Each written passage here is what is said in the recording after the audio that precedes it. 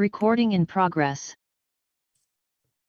Sí, acabo de enviar el texto a Luca que me confirme cuando reciba. Bueno, buenos días a todas y todos. Vamos a silenciar. Hello, good morning, everyone. Just a kind reminder to mute your mic. We're going to start this panel. I am Hernando Salcedo from FIAN, Colombia. We are welcoming you all from Rome. Greetings to everyone who is registered. We have our speakers for this panel called The Struggle for Food Sovereignty in Latin America and the Caribbean. The central point is how to transform agri-food systems so that they can be sustainable, healthy, and a common good for humanity. It's a pleasure having you with us. FIAN is an organization working for the right to food and adequate nutrition, and we are working to not have any conflict of interest with large food corporations, organizations trading in weapons, the pharmaceutical industry, and others. In today's session, we have several guests. Our facilitation group is Jesús Vázquez. Welcome, Jesús. And I'll give you the floor so that you can introduce the Caribbean, and besides introducing yourself, so that you can introduce the participants from the Caribbean, and then I will introduce our colleagues from Mexico and Brazil. Hello, everyone. Good morning, good afternoon. This is Jesús Vázquez speaking from Hueriten, Puerto Rico in the Caribbean. It's in the morning, it's 9:30 a.m. So we would like to send you all a warm greeting from here, from the Caribbean. We are very happy. We've been coordinating today's session with Hernando, with our colleagues from FIAN Colombia, and also from the Puerto Rico Agroecology Movement, which is the organization I work for. We are also a chapter of the Latin American Coordination of Farm Organizations and via Campesina. I'd also like to take this opportunity to introduce some of our comrades that we're working with here in the Caribbean. We have Micherline Islanda from the Kolé collective in Haiti, which is part of the International Coordination Committee of La Via Campesina, also of the Youth Articulation for the Caribbean and Latin America. And I'd also like to introduce Ramirez, who is the technical support and organizer in the Dominican Republic of the Caribbean region. And he's also supporting many of the spaces where we are working as youths. We will have the opportunity to listen to other panelists, and to hear about them, I will give the floor to Hernando so that he can also run through the structure of this afternoon session. Thank you very much, Jesús, and a pleasure hearing from you in the Caribbean. We will be having a discussion where we have 5 participants, 5 speakers. We'll start off hearing from Jesús Vázquez, Negrón, from Boricuá, followed by Janine Gilberti Coutinho, who's the coordinator for the Healthy and Sustainable Food Program of the Brazilian Consumer Defense Organization. We will be giving each of our panelists for about 10 minutes with maximum 2 more minutes so that we can then have time for questions. Thirdly, we'll be hearing from Islanda Micherline Aduel, and then we'll hear from Mercedes Lopez Martinez. I don't see her in the list of participants. I hope she'll join us soon. She is the director of Via Orgánica and the Association of Organic Consumers in Mexico, and she's the coordinator of the campaign Sin País No Hay País. And then we'll give the floor to Ramirez. And amongst the panelists, the last in intervening will be Alejandro Calvillo, the director of the Consumers Power in Mexico. And he will launch the discussion on how we are contributing to a greater food sovereignty and to the transformation of food systems and health systems. So with that, I will give you the floor, Jesús, so that you can start your presentation, and I will keep time, and I will let you know when you've reached your 10 minutes. Thank you very much, and let's get started. And please do let me know when I've spoken for 10 minutes, either in the chat or on the mic. Greetings to you all. I'd just like to mention that we are extremely happy to participate in the international virtual mobilization against corporate capture of the UN Food System Summit.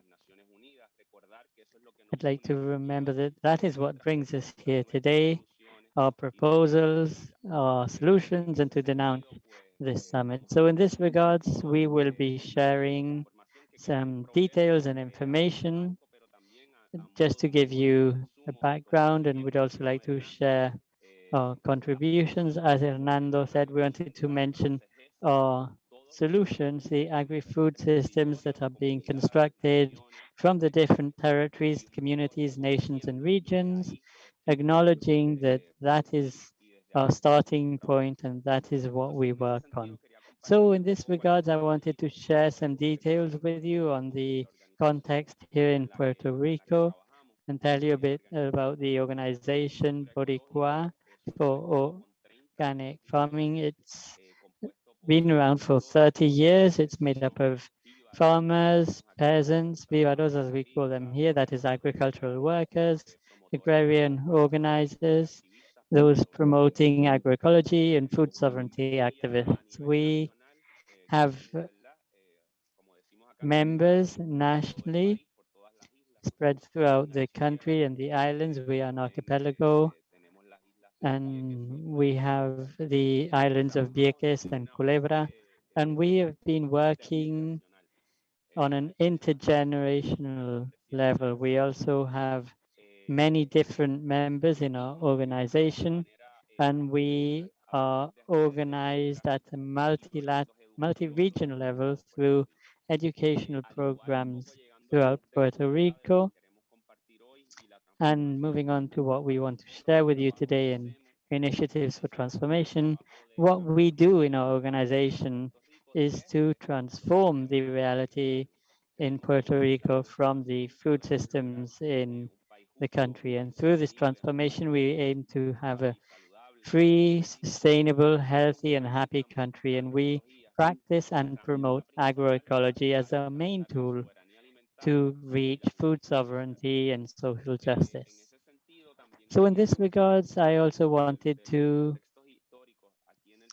go back and look at our historical context in our country, recognizing that in the Antilles and the Caribbean, we had indigenous communities like the Arahuacos and others, and those are our roots, our ancestors, who were already growing food in the Caribbean in a sustainable agroecological way, when obviously before the colonialism arrived from Spain. And it's important for us to look back to our ancestors, to know where we come from, and to reinforce our identity.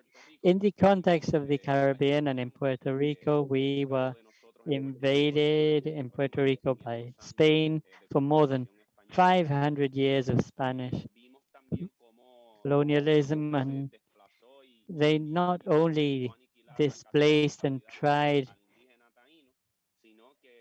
getting rid of the Taino indigenous people, they also promoted the Caribbean as centers for exchange of slaves coming from the African continent. And we saw the development of agriculture in the country, which was highly productive with crops such as sugarcane, coffee, and others. But at the same time, it was an extractivist and forced labor. which was used. And in this regards, in the Caribbean and in Puerto Rico, we were invaded by the US, and until today, we have a constitutional link to the United States of America. And since that intervention happened, we have been able to see how the state tried promoting migration from rural environments to the cities and taking away dignity from the peasants, vivaros as we call them in Puerto Rico. And we saw a decline in agricultural output and an increase in rural needs. On top of this, as we're in the context of the UN Food System Summit, we wanted to highlight that our analysis in Puerto Rico and in the Caribbean and in Via Campesina internationally, we recognize the agri-food model is industrial, it depends on agribusiness, and this is a system that is basically controlled by a handful of multinational corporations where they're trying to make profit with everything. These corporations don't only control our seeds, they also control herbicides, land, inputs, and also through their practices, the corporations have set off balance many of the ecosystems in the country, and they've been able to plunder Mother Nature without any respect for life. So for us, it's important to recognize that this model exists, that these corporations are out there, and we, from our people, we come up with other alternative solutions, solutions that not only have to do with the daily work we carry out in each of our organizations, but that are also fully connected to our roots, to our history. And as we see it, that is where we come from. That is our starting point. And we are in the model of agroecology, which is science, it's the movement, it's an agri-food model, which also constitutes a social and ecological model made up of a set of principles and techniques that adapt to the different cultures and geographies. So in this regard, we always say that agroecology is a protest in action to achieve food sovereignty. And when we refer to food sovereignty, we are referring to the fact that food systems in the world must be placed in the hands of the peoples. Something so basic as food, which is what sustains life, must benefit people firstly and foremost. So in this regard, that is why we talk of agroecology as that is sustainable, that doesn't depend on external chemical inputs, it doesn't rely on monocrops, but rather fosters a large diversity of crops. It also includes the community. It's not just a combination of practices, but it's also a platform to exercise power and build power and to organize ourselves socially. So in this regards, we wanted to give you this framework starting off from the agri-food systems that are out there. We want to acknowledge that even if the agro-industrial food model controls most of the land in the world, around 60 to 70% of land, it only produces 30% of food globally. And that the ecological movement, peasants from around the world produce 70% of the food using 30% of the land.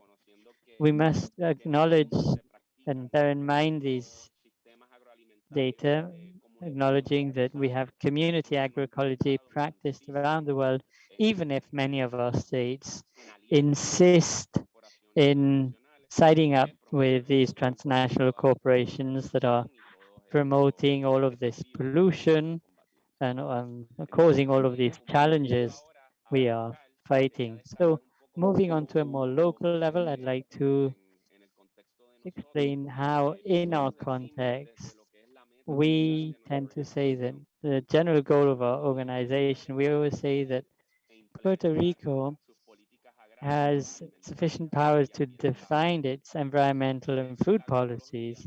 And from agroecology, we are able to produce all of the food needed for subsistence.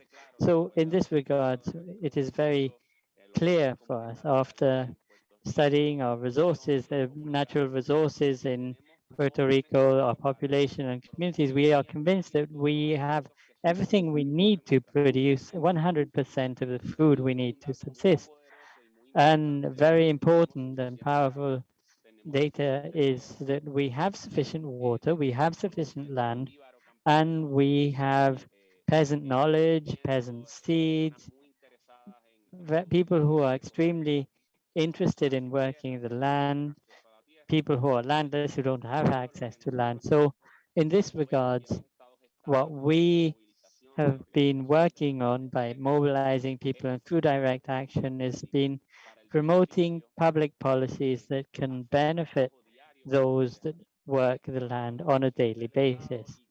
Under the state's perspective and looking back at our history, these landless people have been the most ignored sectors and the ones that have been given less support. And that is why organizations like ours, as well as others that will join us in our panel, are doing what they're doing. They provide education, assistance, and support so that the different actors that intervene in food systems around the world can do their job. So we also would like to highlight that in Puerto Rico, after many years of struggles and mobilization, we have managed to get our public policies to include 600,000 cuerdas. It's a metric unit for the production of food for agriculture. Nevertheless, the government of Puerto Rico hasn't supported this plan. We have it in law, but the government hasn't distributed resources for this law to be implemented. Cuerda is the equivalent of 0.4 hectares, just to give you a rough idea. So, as I was saying, public policies for us are very important when we are referring to transforming food systems, because we need to make states understand the responsibility they hold with regards to food and the environment, and they need to recognize the context of human rights, the right to food as a fundamental and basic human right. Your time is running out, Jesus. Okay, let me conclude very quickly. So, as I was saying, and to conclude, I'd just like to mention some of the things we do here. I just mentioned 3 of our actions. We offer mutual support. We organize our grassroots by moving from one farm to another, offering mutual support. And in doing so, we have disseminated agroecology and promoted spaces for transition. Also research, I mentioned public policies, and a last component is training. We understand that training in political and technical training can help us to strengthen our organizational work. And as we like to say, it's not just about growing food, but also growing awareness. Thank you very much. Thanks very much, Jesus, for this presentation. And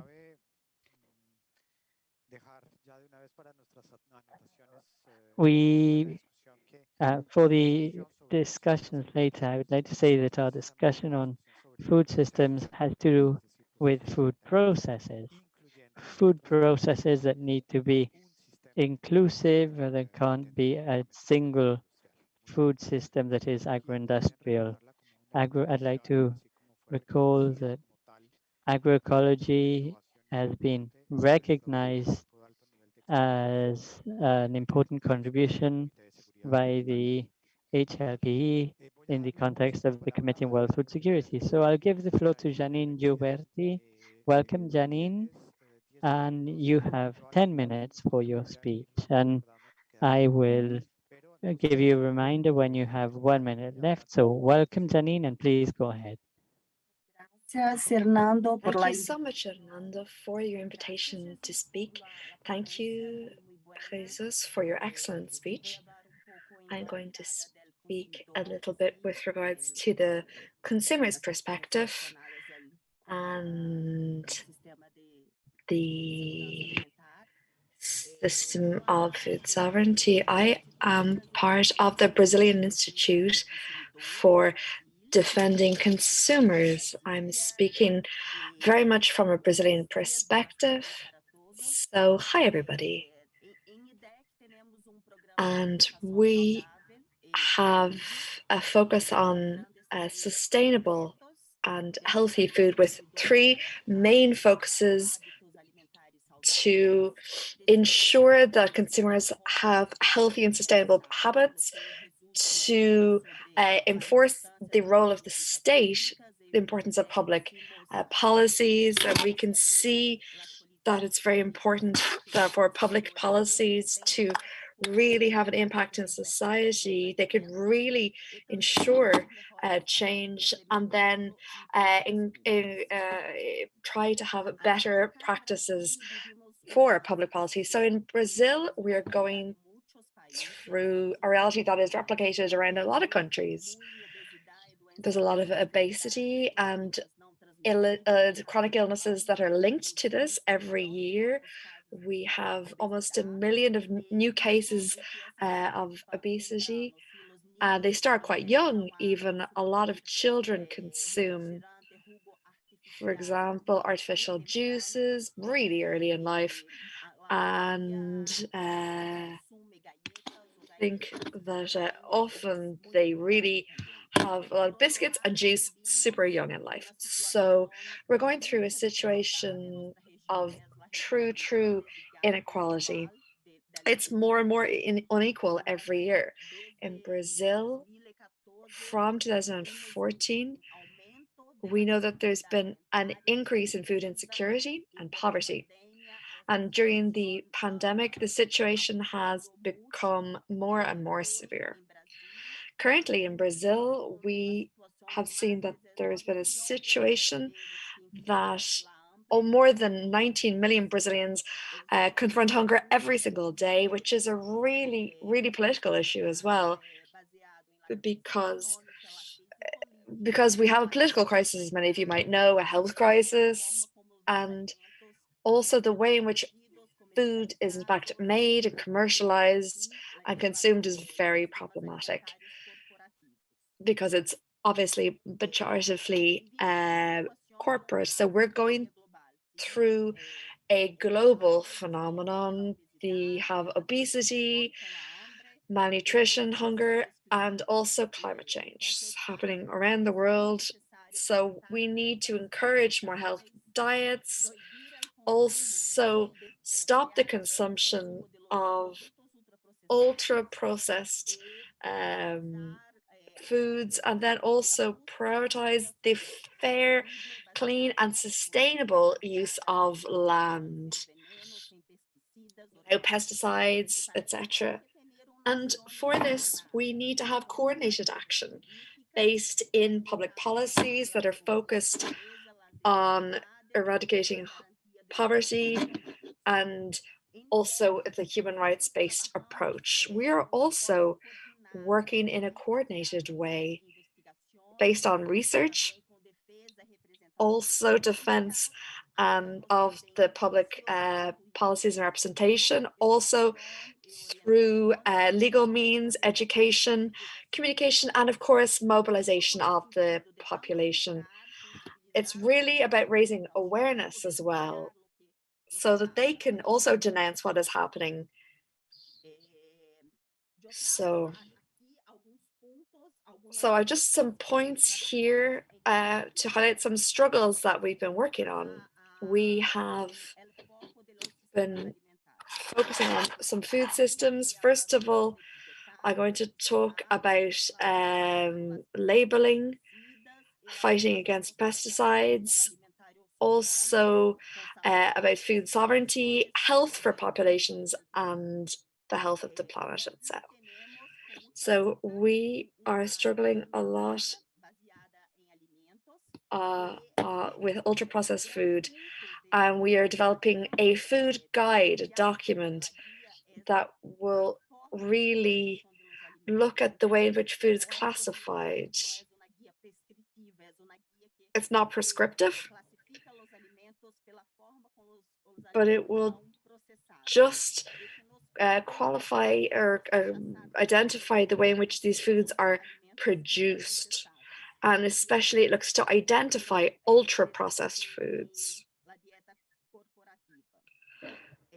And we can see here some press excerpts, mostly in English, that are looking at this guide, these guidelines in Brazil, and they say that sometimes other countries would like to do something similar. Also, there's a lot of criticism in Brazil because some people, some quarters are clearly rejecting the guide. There was a big process last year because a lot of quarters wanted to revise the guide. The main issue is that clearly big business isn't happy with the way things are qualified, unsurprisingly. They want the word ultra processed to not appear beside their products, clearly. So there was a big protest as such. The Alliance for Healthy Food defends this guide clearly. So now we have launched a campaign to support the guide, to raise awareness, mobilize, and also really to support the guide's role in society. So you can see a timeline here in English. You can see what we were able to do in terms of the classification and the labeling, the public-facing front labeling of the business. There was a long process that started in 2014 and it was implemented last year. There were a lot of campaigns to ensure the implementation of this, and then a lot of people participated a lot. It was a lot of success, and then last year the publication of the regulations took place. So we can see that now we have nutritional labeling. Another thing that we said was research that we did that showed the danger of ultra processed. So if you search for online, a lot of things like biscuits, everything have pesticides and agrotoxic elements within them. So just here you can see, maybe if you zoom in, the various different types of things that were found. We are in the process of having versions in English, French, and Spanish. Sorry, just Spanish and English. And we feel like this is even more of a problem than the processed foods, the food containing pesticides. Now here we have, this process is very linked to our movement. We have an agenda that looks to establish real healthy, sustainable food in Brazil. We work closely with Argentina and Chile.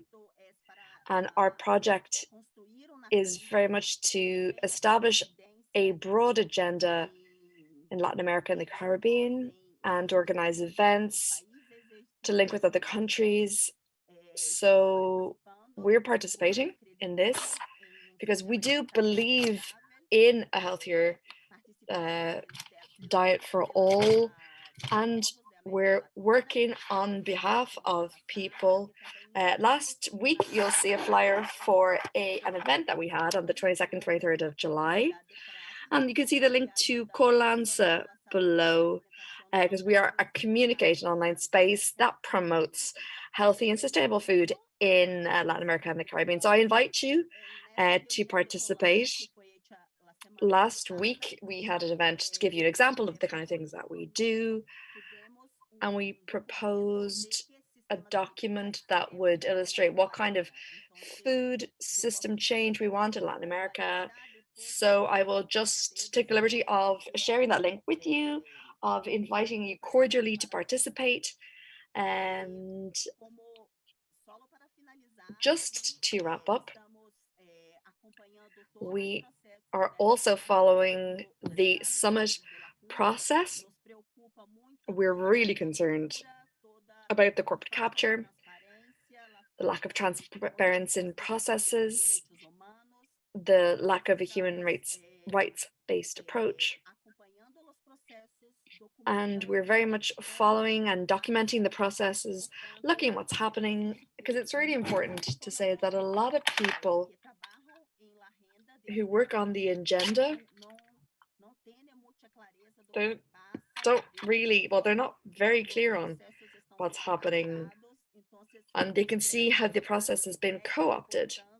So it's very important to denounce clearly what is happening. And in Brazil, we're doing this, and in other countries. So lastly, I'm just going to leave here a position that IDEC has published, has shared, saying that we have 7 reasons why IDEC is not participating in the UNFSS. Thank you so much. I think that's really important because as a collective, we're all opposed to the summit, and we need to discuss on food systems that will ensure that we have a sustainable and healthy future. Thank you so much, Janine, for your contribution. I'd like to just remind you that you do have interpretation where you can listen in French, Spanish, and English, of course. So we're now going to give Islanda Aduel the floor, who will speak in French. So if you do need, just reminding the Spanish speakers that they may need to switch over to interpretation. I'm also going to remind you that you can ask questions directly in the chat. And that might be helpful because we're in YouTube as well. And then people are making comments as well. If you're listening to us via YouTube, fantastic. So now, Jesus, do you want to add something there? Otherwise, we might give the floor to Islanda. No, I just wanted to just give a couple of words of introduction to our colleague because she's international coordination of La Via Campesina. So she's very, very welcome. Thank you. Welcome.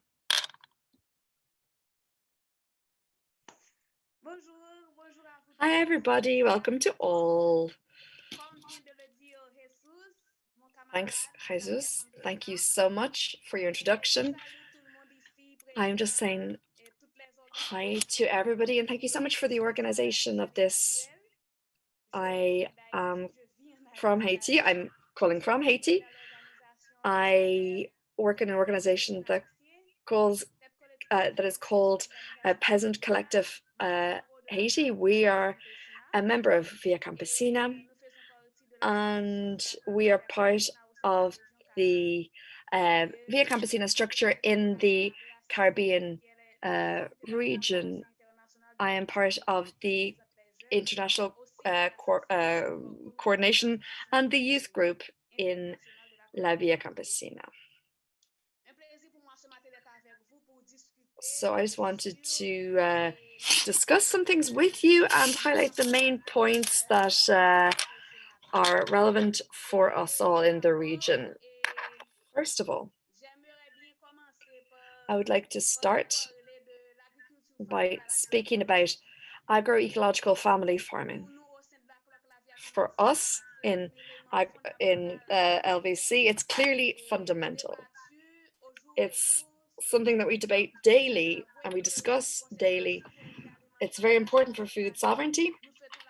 We are celebrating the 25th year of food sovereignty in a LVC meeting. So it's really a great experience, for a great opportunity for us to discuss this, and we will always continue to promote food sovereignty, as it is very much the focus of our work as peasants. So first of all, we have to say that agroecological peasant family farming plays a very important role in the social and economic balance of families in many countries in general. However, measures for agro-business are somewhat taking over in some countries, mining as well, and accelerated urbanization, and also leaving a rural milieu is a problem. They're all problems. Also, there's often a lack of infrastructure and credit, lack of access to water, control of markets by small groups of people, even regionally, is really important, as it poisons our attempts at food sovereignty in many countries. It's a real threat against a sustainable food system. So how should we overcome these issues? How should we be able to, in fact, achieve self-sufficiency? How can we guarantee a sustainable system that moves away from the capital system? How do we do this? The speaker's audio is coming in and out. There may be gaps. A lot of public policies, in fact, degrade the quality of land. How do we mitigate climate change in many areas, because this dominates conditions in so many places? How do we also mitigate the urbanization of many countries? Because a lot of times they're poisoning areas. How do we get out of this? Hernando says I'm going to interrupt. Could you possibly turn off the video? What you're saying is so important, but just the audio quality is degrading. So we really want to be able to hear you clearly. So if you could just possibly switch off your video, that might be helpful. I will do, says Charlene. Thank you so much. We're just waiting for her to disconnect her video so we can get clearer audio. Is that okay now? It's better, even though you still have the video on. You didn't turn it off, but let's continue. We can hear you better in any case. Although the video is working. So go ahead, says Hernando.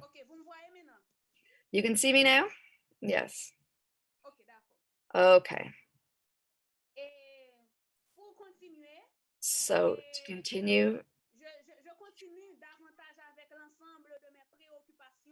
so again, talking about our concerns, I would also like to highlight how are we going to get out of this? Clearly, we need to respond to these issues, and we have a lot of things to do. How are we going to get out of this problem? And we know that public policy is often insufficient. And we know that it is often just based on industrialization, and it is often just undermining our efforts. How can we ensure a fair food system, especially the UN system, when food producers are really deprived of their resources in many cases, and they are pushed towards big companies, rather to big cities, to slums. Often peasants are leaving the country, they're leaving their lands to become workers, often in factories. They're kind of agricultural subcontractors, essentially. They're leaving their own lands. And it's almost like planned slums in many cases. How can we organize our struggles, and how can we look at the application of peasant rights and also ensure that we can get out of this problem? So I think all of these concerns will allow us to say clearly that we need a food system as conceived by us. The UN system is very much just focused on agricultural business, and we suffer.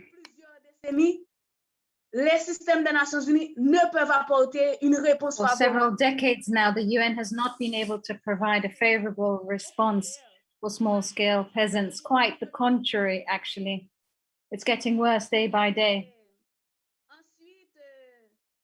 So, moving on now.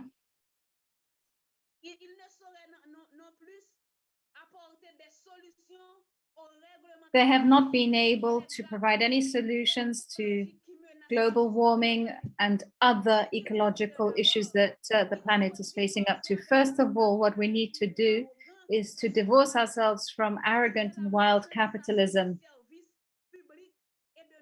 because it does not provide anything to public services, to peasants. We need to adopt local production models and consumption models which respect life, work of millions of peasant producers, of workers in rural areas, and to be able to develop our own social models. Agroecology and social solidarity economy provide us with some clues, some paths ahead. At CLOC-LVC Campesina, we are convinced, and in fact, this is our battlefield. We are convinced that agroecology and social solidarity economy are the pillars and the paths ahead to provide solutions. And just to wrap up now, and concluding, we think that producers and peasants organizations and movements should become more articulated around family farming, agroecological farming, family farming. It should be at the center of their struggles against social exclusion and marginalization, and to be able to respond to the ecological crisis. The only way to be able to create our own food systems and ensure that they are sustainable is to ensure that they are a public good for humanity as a whole. Thank you for inviting me to this session. Back to you. Thank you, says Hernando. Everything that you have said is very important, especially from a structural perspective, because it really calls into question everything. And indeed, this people's movement against the summit aims to reveal the structural characteristics that are currently hindering our possibility to think of alternative systems, as you have well said. They are simply promoting a single system, a single food system, which is agribusiness, whereas we promote agroecological family farming, which you very well described and promoted. We're here to discuss this here today and its linkage with the ecological crisis and the planetary health as a whole. We continue experiencing several crises at the same time. This is no longer feasible, and this is why we need to promote family farming and agroecology, which allow us to think of the respect for life in different terms. Thank you for your presentation. I'd like to remind you now that there is an open Q&A in the chat box, as well as in the YouTube comments section. Kindly share your questions there. So now we're going to give the floor to Mercedes Lopez Martinez, the director of Via Orgánica, an association of organic consumers in Mexico. She is part of a movement called Sin Maíz, there's no hay país, which means without corn, there's no country. So you have 10 minutes for your intervention, Mercedes. Thank you, says Mercedes. Thank you for inviting me here today. Thank you, FIAN Colombia. Thank you, CLOC. And thank you to all alternative groups who are calling on us to challenge the UN Food System Summit and who are promoting people's voices on different food systems. So we must take a critical view of the current agro-industrial system. It has not done away with hunger as it promised. Quite the contrary, actually. It has led to the deforestation of much land, to poverty, and also to the subjection of peasants who wish to, because of a control over their seeds, they have polluted water and killed pollinator insects. And above all, they have contributed to 45% of greenhouse gas emissions, as well as 80% of the destruction of biodiversity. So these actions have pushed the planet to the brink of collapse. So this system, therefore, it's neoliberal and greedy and focused on profit. This neoliberal system has contributed to a pandemic of malnutrition and obesity across the world because of its consumption model of agro-industrial foods, as well as the destruction of habitats to promote monocrops. And this has led to different types of virus which are destroying the world, such as COVID-19. We are currently experiencing the destruction of land, of the grabbing of forests and land due to monocrops, to fossil fuels, to minerals, to the building of mega projects, as well as the destruction of traditional knowledge and seeds. And this is being regulated by COP21, for instance. Mexico and Chile are trying to fight against this. Indigenous peoples and consumer societies and environmental organizations in Mexico and other countries, we wish to promote a radical change which towards a system that is inclusive and which is based on alternatives that recover local, agroecological, traditional models that do not harm the environment and biodiversity, as well as based on peasant economy and people's health. We have to mention different studies that have been published in several countries, also specifically in Mexico. Glyphosate and GMOs have been found in mothers' blood. This is a very serious issue because we know that glyphosate was already declared to be carcinogenic by the World Health Organization. Unfortunately, This has not been considered at the official summit, which is dominated by multinationals that promote hybrid and GMO seeds, together with technological fixes such as glyphosate, which I have just mentioned.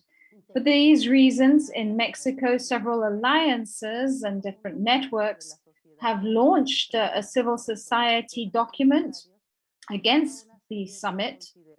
There, we share with you several considerations and demands. Perhaps Alejandro Calvillo will be able to talk about this document more in depth.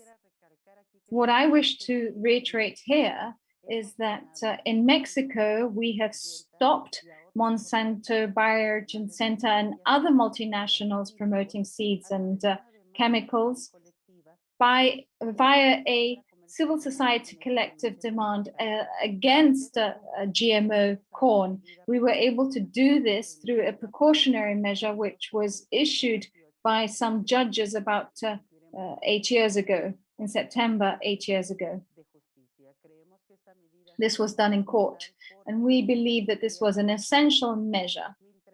The 2013 Enrique Peña Nieto government of Mexico was starting to give permission to plant and grow GMO corn in the north of Mexico, but this would have polluted our native seeds of corn, and Mexico is a center for this type of traditional corn. Despite the Green Revolution, we must also note that despite these GMO threats and their focus on profit and how they are allied with previous governments, despite this, we continue to have our traditional plants and seeds. This is thanks to a family-centric, peasant-centric type of growing corn on a daily basis. Corn, chiles, beans, pumpkins, and different plants. We plant these, we grow these together, together with medicinal herbs, medicinal grass as well. They form the basis of local fresh food. UNESCO recognized Mexican food as cultural heritage, and we continue to fight against chemicals and agrotoxics, and we continue to defend our own type of agriculture. Another achievement, as reminded to us by the Brazilian colleague, is that we have been able to create labels of food high in sugar, sodium, and so on. The next step would be to have labels that include information on GMOs, but of course we're taking one step at a time. It's also important to note that in Mexico, a presidential decree was issued in 2020, which bans the import of glyphosate and GMO corn. Of course, this decree is being attacked by multinationals and by powerful states such as the USA. In fact, the USA is demanding, or rather making several claims against the state of Mexico due to loss of profits. However, glyphosate is carcinogenic and is affecting many communities, and yet it is used across many gardens where they use hybrid seeds.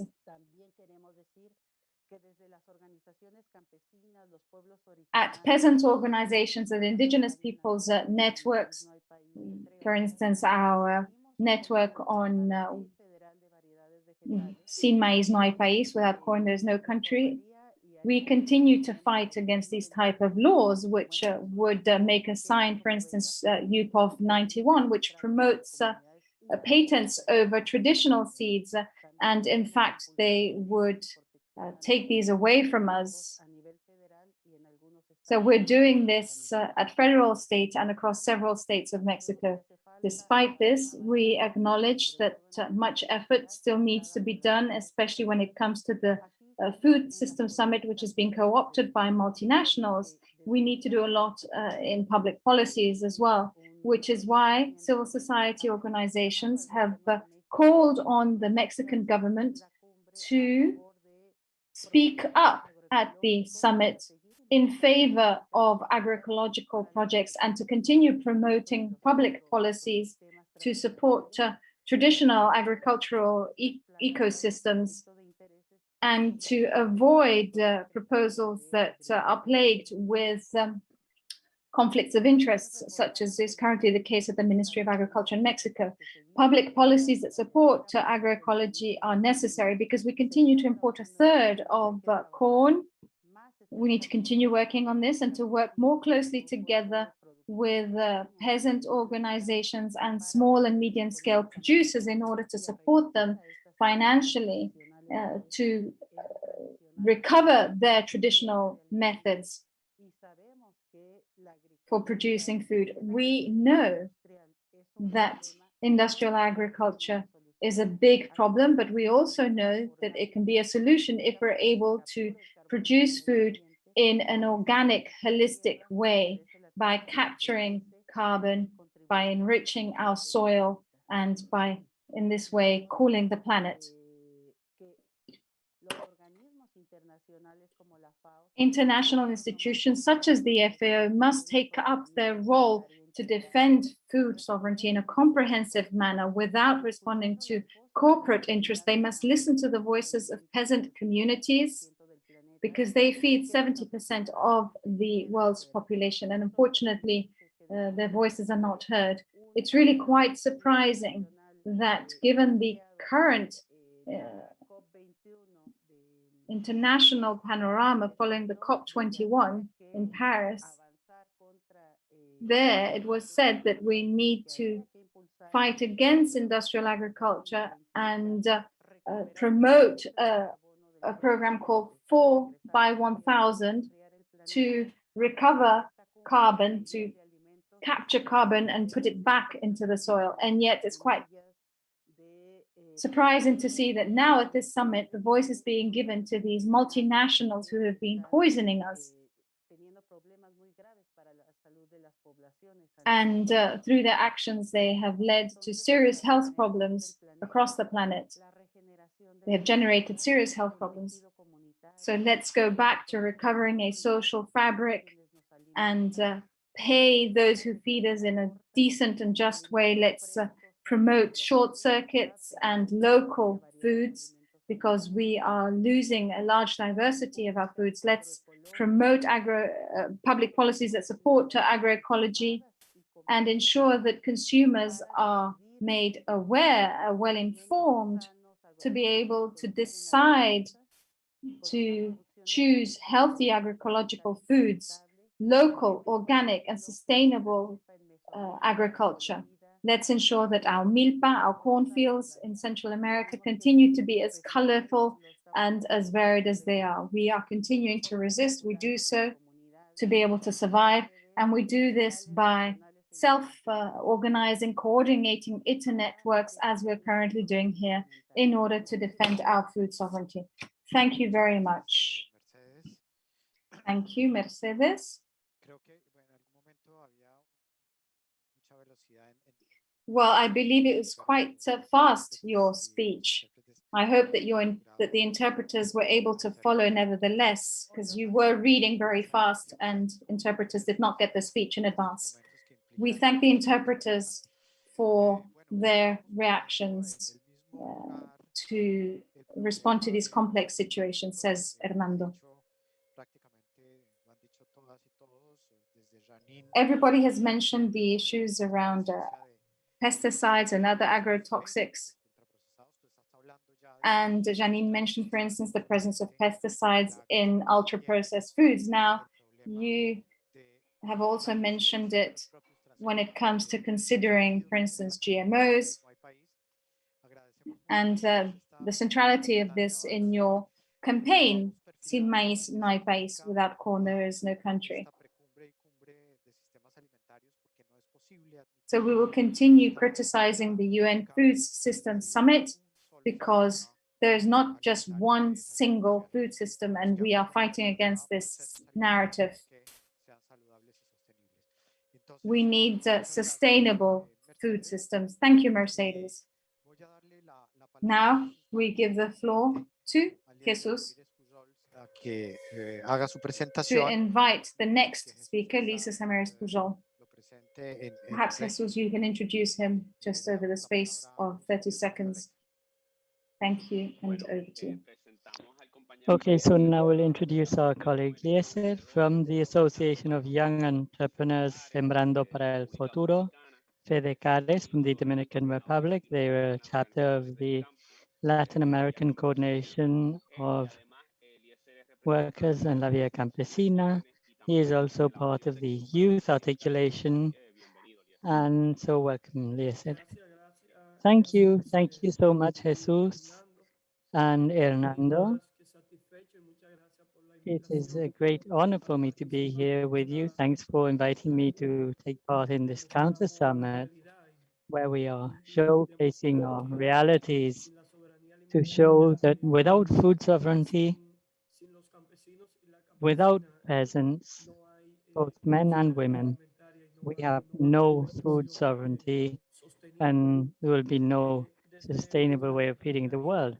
From the Caribbean, I'd like to send you warm Caribbean greetings. First, to refer to my country, the Dominican Republic. I come from an area in the southern part of the country, in the province of Azua. And in the southern region, there are peasant organizations that have been struggling for a long time against land grabbing. This is also one of our demands for this Counter Summit. We demand access to land for peasants so that they can produce on their lands. There's one single company that has 300,000 hectares dedicated to monocrops. We are accompanying organizations and peasant families and providing them assessment so that their demands and our demands to access this land can be heard, so that these lands are redistributed. These lands that are being used by a sugar company, which, as I said, has grabbed more than 30% of the land that should be used to produce food for the families and instead is being used to produce sugar. In the Caribbean, we are a region with around 24 small nations with more than 40 million inhabitants. And as a region, we must work together to adapt territorial spaces and to develop processes to produce foods that can ensure food for our population. So that starting point, we could say that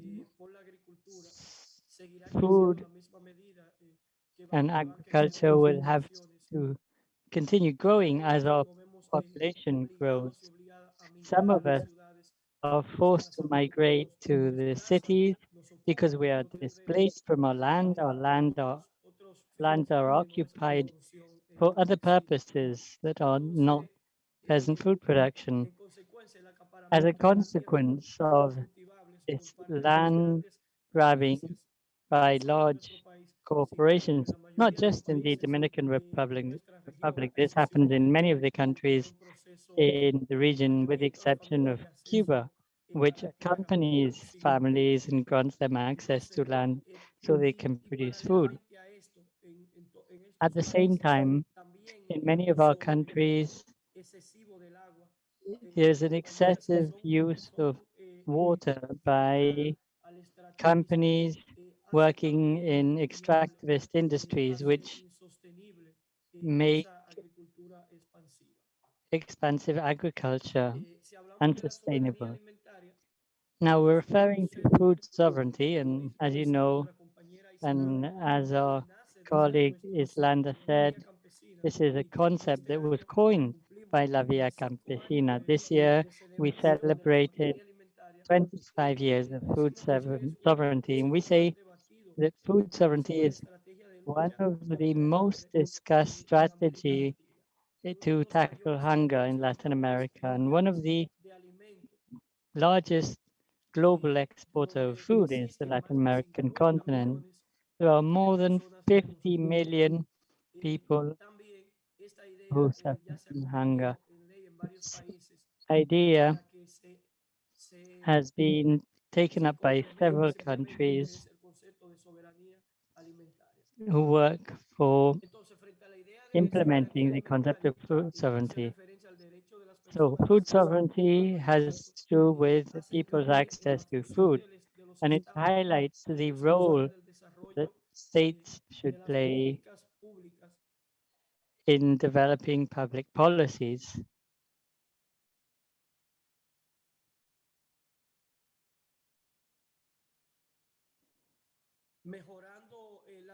To improve the distribution of wealth among the population, and they have to respect the productive cultures of the people. We also denounce neoliberal policies, free trade policies that destroy food sovereignty and prioritize international trade instead of prioritizing feeding the people.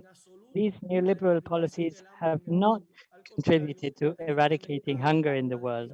On the contrary, they have increased the dependence of peoples on industrial food imports, and they have plundered the genetic, cultural, and environmental heritage of our planet.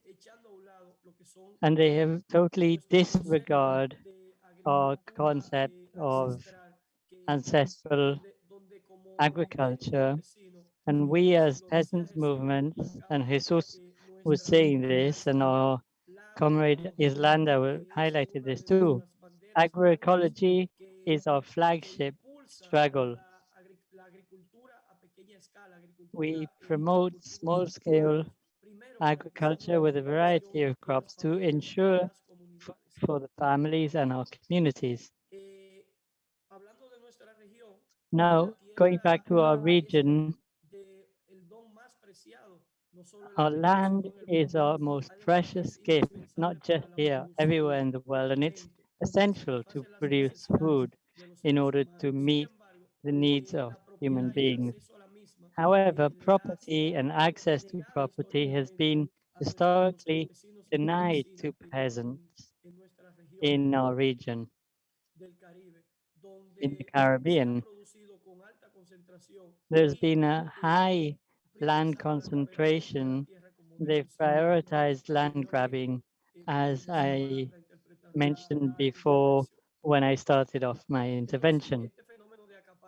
So this land grabbing has grown strong, and in today's pandemic with COVID-19, they're trying to use the pandemic as an excuse to strengthen expansive agriculture, and countries that have a greater productivity also encouraging the use of more and more land for expansive agriculture. They're paving the way for large food producing transnational corporations who produce monocrops and they also opening the door, to GMOs. We as a movement are demand, and Islanda was saying this, and I'd like to highlight it once again, our demand is to develop processes to allow people to live on their lands, processes for popular, comprehensive agrarian reforms that prioritize peasants. We also demand for local and regional markets that are adapted to the context of each country. We also have proposals for public and social services and liberal We want to free our seeds from the greedy hands of transnational corporations. We want seeds to be a cultural heritage in the hands of peasants so that they can reproduce their seeds and exchange them without need for certification. We don't want seeds to be privatized. We don't want those large seed corporations from stopping us from producing in a culturally adequate way. I'd like to conclude by reading 4 paragraphs that are very important, and they are essential in our movement. We are fighting for the right to decide on our lives and our food.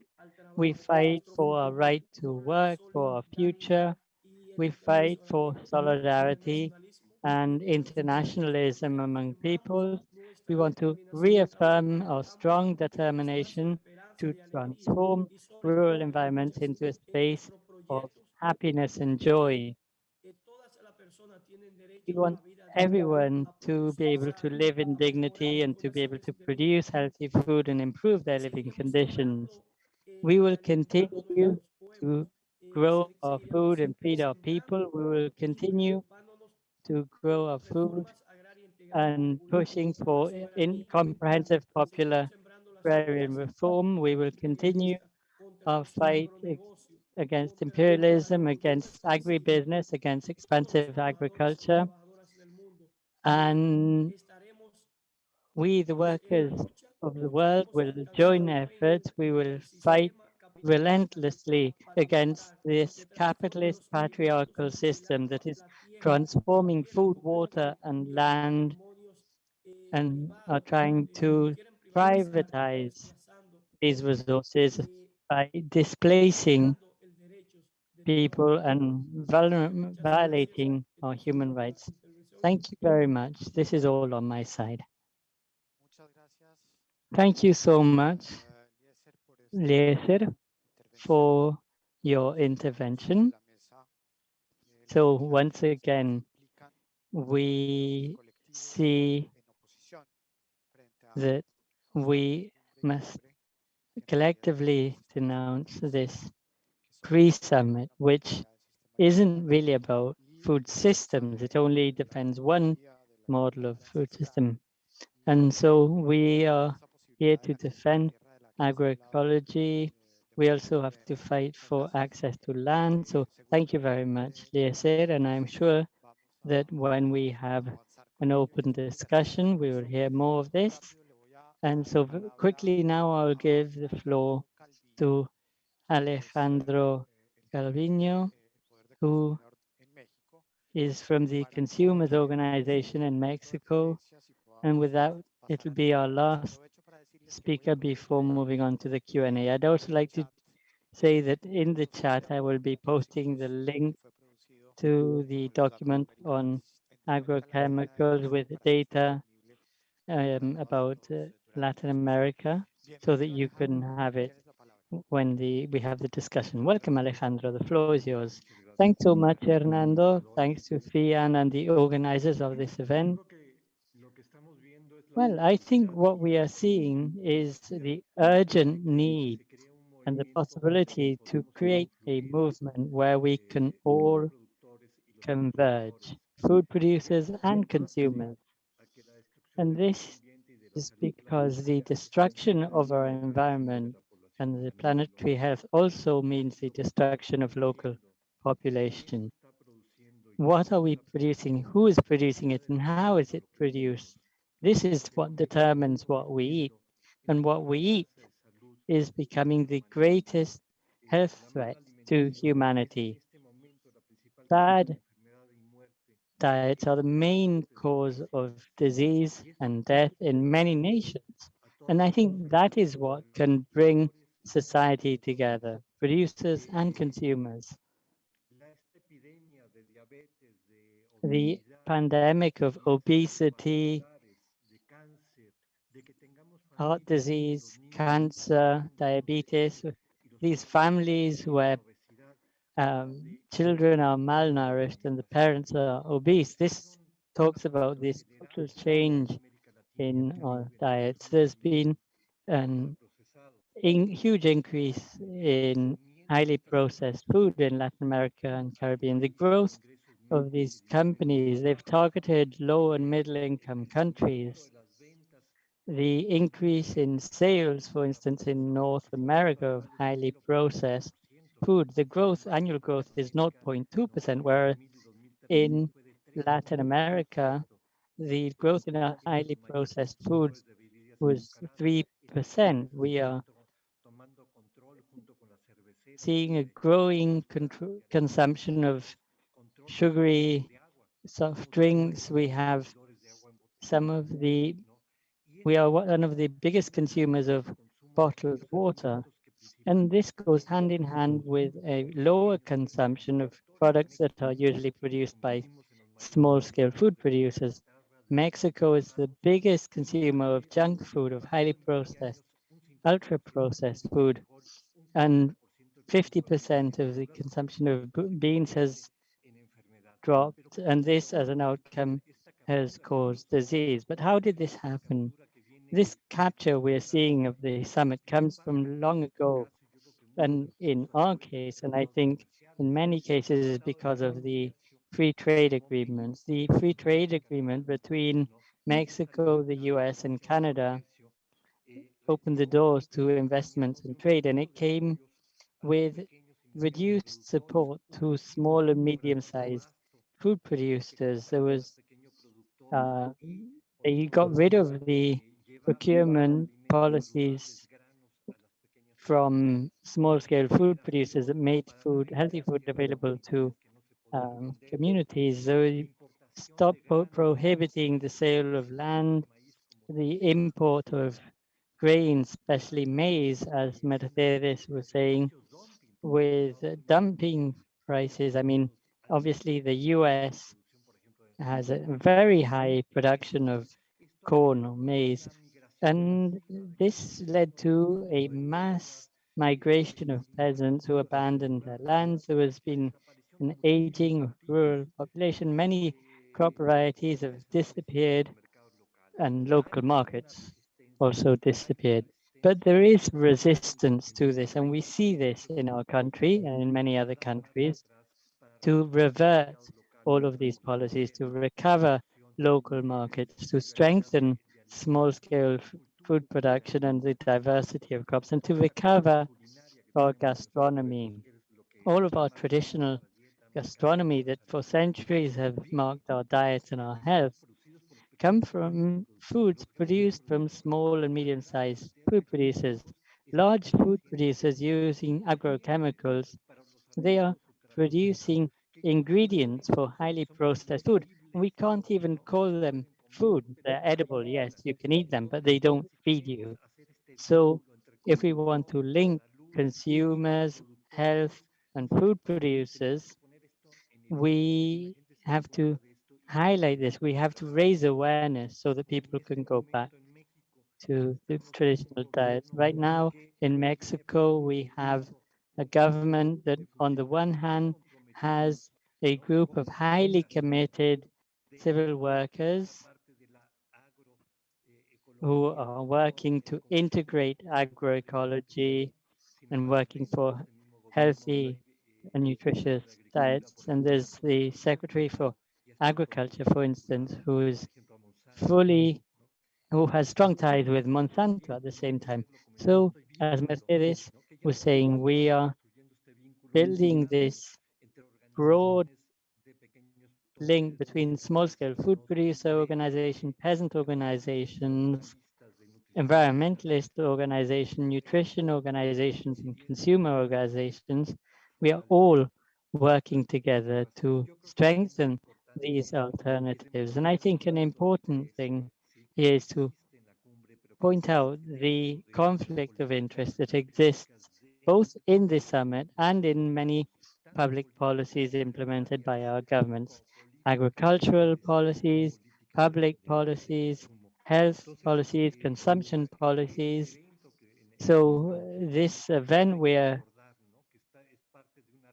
celebrating is a reaction against the summit, where we have the current UN rapporteur on the right to food, and the rapporteur of the right to health. Yes, there's a very important group of scientists yesterday who withdrew from the summit and made this public. So we have to strengthen this at a national and regional level. Thanks.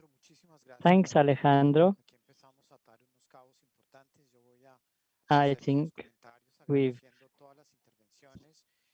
said very important thing. I'd like to thank everyone for their interventions. Someone in the chat, Nuria Morales, made an observation. So we've established many linkages between understanding food systems only as an industrial food system. We have to oppose this, and we are advancing to understand food processes, and we need to know that the agro-industrial food model and the system defended by the United Nations in their food summit is a system that defends agribusiness, and it has captured all of these scenarios.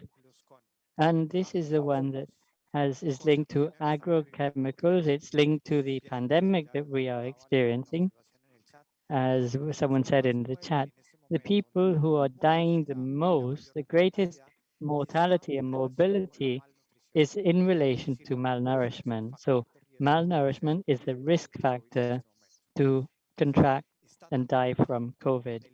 There's also the link to the impact of the industrial food system on our ecosystems and our biodiversity.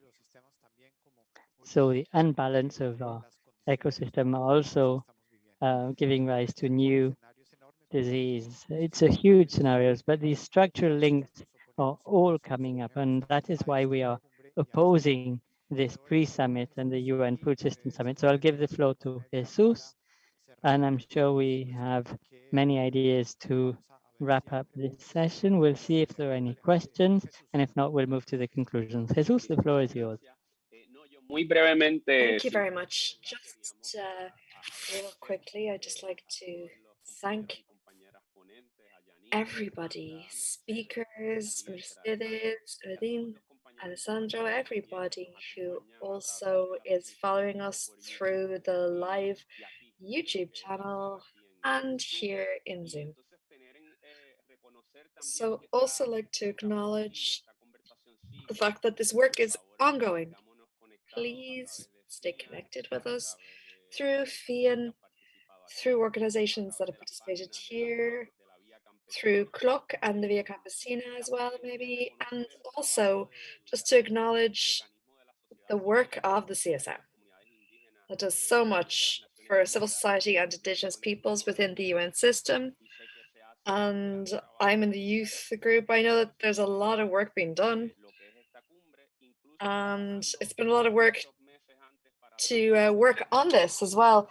As Hernando, we've been working on this so that this is a representative summit, and also that it be faithful to the polarity of the system and not just something that pandered to a dominant model. So I'm going to give the floor back to Hernando as well. Thank you.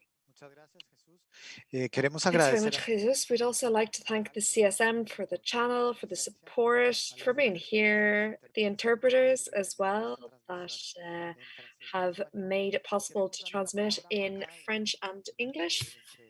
And then I just want maybe people to say one sentence as to how you would change the current food systems to all of our speakers. So let's begin with Jesús and then con Janine, just one word.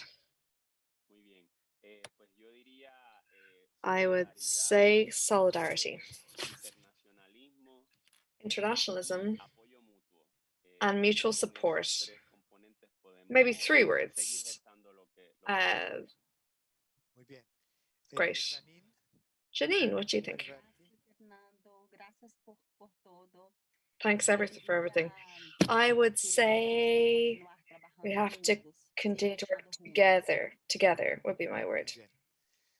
Islanda. Islanda, what do you think? What would your word be? In just one word or one sentence, what would you say is the future of change of our systems?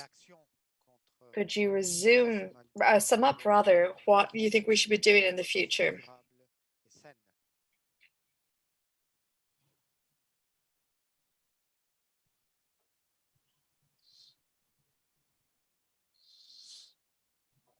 Esperemos mientras We'll just Islanda- wait to see if she'll be able to connect back. So Mercedes, what do you think yourself? Thank you so much for the call. I would just say community resistance. International organization can help us if we continue to doing that. Let's do that. Yes, sir. Sí, muchas gracias, Hernando. Yo Thank you. I would say saving our ancestral cultures and strengthening agroecology rather as the alternative. Muy bien, Alejandro. Great, and Alejandro. Recordar que somos lo Just to que remember that we are the ones that eat and we sow. We just need to be aware of what we're doing. That would be my vision. Islanda, Islanda, are you back? You've got the floor just for a minute, for one sentence. Merci beaucoup à vous tous. Thank you for everybody. I hope to be able to join you another time. I would just say that we are against capitalist control of food systems, against land grabbing. We are for public policies for agroecology. Viva! Muchas gracias, Islanda. Thank you so much. Wonderful. Yo quiero decirles, pues, que I just want to say that we are against the pre-summit, against the summit. We want a food system for people. And we are against it, but we are proposing things. We want food systems that are sustainable and healthy through agroecology. And we want small-scale family farming to respond to challenges. We also want to act against corporate capture. So you're all invited to continue to struggle with us, to be opposed to it, but also construct alternatives. We're not just opposing, as I said, but I think it's really important that we do struggle and oppose at the moment, because we need to propose alternatives as well. And then, so thank you so much, everybody, again. Thanks to the interpreters again. Thank you to the CSM. And then have a good morning, good afternoon. I will see you in the next call. Thank you very much. Thank you.